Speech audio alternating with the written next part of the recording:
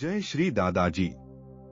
एक बार राजीव रॉय गीतांजलि एक्सप्रेस से मुंबई से कोलकाता लौट रहे थे।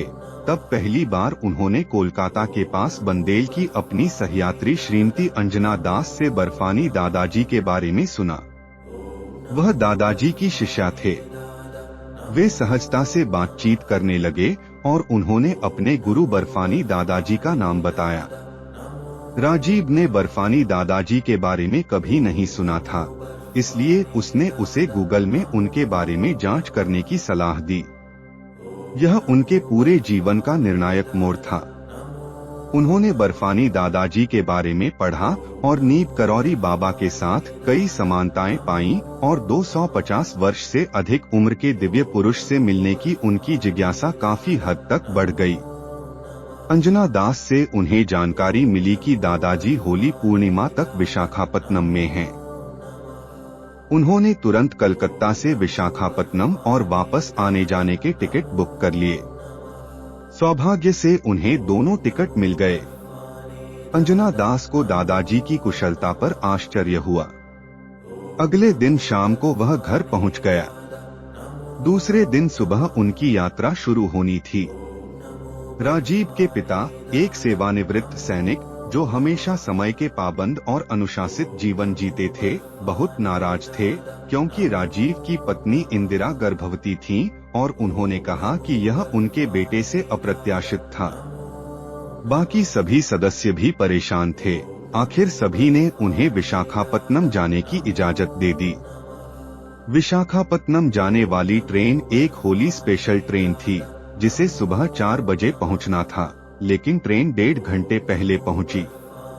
दादाजी के आशीर्वाद से वह रात के अंधेरे में ऑटो रिक्शा पकड़ सका।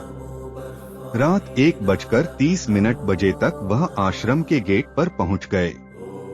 स्नान करने के बाद वह सुबह लगभग 3:15 दादाजी के दरबार में लौटे तो दादाजी को अपने सिंहासन पर बैठे पाया। उसने श्रद्धापूर्वक घुटने टेककर दादाजी के पैर छुए। दादाजी ने उनके माथे पर तिलक लगाकर आशीर्वाद दिया और प्रसाद के रूप में उन्हें लड्डू दिए। चूंकि वह बहुत भूखा था, उसने तुरंत लड्डू खा लिया और खुद को स्वर्ग में महसूस किया। लगभग 10 मिनट बाद वह वहीं गया और दादाजी की पद सेवा करने लगा, जिसे दादाजी ने सहर्ष स्वीकार कर लिया। 250 अधिक वर्ष के एक दिव्य पुरुष के चरण छूते ही उनकी जिज्ञासा बढ़ गई। वह अपने आप को बहुत करीब महसूस करता था।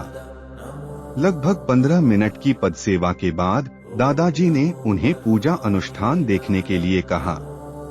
इसलिए पूजा के बाद राजीव रॉय ने विशाखापत्तनम परिवार के रघु भैया के माध्यम से उन्हें दीक्षा का आशीर्वाद देने का अनुरोध किया और दादाजी तुरंत सहमत हो गए। लगभग 6:30 उन्होंने श्रीमती अंजना दास को फोन किया और अपना पूरा अनुभव बताया। उन्होंने कहा कि राजीव रॉय बहुत भाग्यशाली हैं कि उन्हें स्वयं हनुमान जी महाराज से एक लड्डू मिला। जब दादाजी अपने कमरे से बाहर आए तो वह दादाजी के पास गया और उनके पैर छुए। दादाजी ने उन्हें 3 और लड्डू दिए क्योंकि वह मन में सोच रहे थे कि उन्होंने पहला लड्डू खा लिया है और अपने बच्चों रिया, रीमा और ऋषभ के लिए कम से कम 3 और चाहते थे। वह तीसरी बार दादाजी के पास पहुंचे और दादाजी को उनकी दीक्षा की याद दिलाई। दादाजी ने बहुत धीमी आवाज में उत्तर दिया कि उस दिन होली पूर्णिमा है, इसलिए वे उसे अगले दिन दीक्षा देंगे। उन्होंने दादाजी को सूचित किया कि वह उसी दिन कोलकाता लौट रहे हैं। राजीव रॉय की बात सुनकर दादाजी ने कहा कि वह आज ही दीक्षा देंगे और कुछ समय इंतजार करने को कहा। राजीव रॉय ने तुरंत जवाब दिया कि वह सिंहाचलम मंदिर जाने की योजना बना रहे हैं और अगर वह तुरंत दीक्षा दे सकें तो उन्हें बहुत खुशी होगी।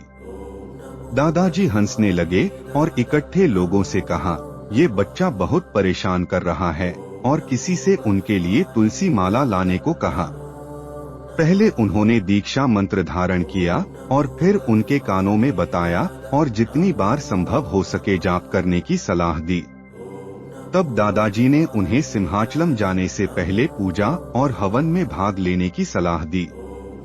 अगले भाग में और एक के साथ। जय श्री दादाजी।